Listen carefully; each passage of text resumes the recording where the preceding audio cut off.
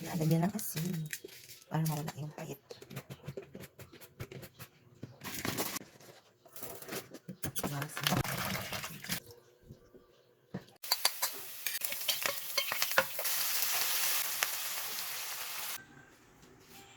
Yan na, lalagay na ang egg. Alam niyo ba kung anong luto yan? Yan ang ulam for ngayon. Yan. Hindi na yan mapait, guys. Kasi inugasan yan, nilagyan ng asin, tapos inugasan ulit. Tapos niluto mo na lang, hindi ginagalaw yung ampalaya.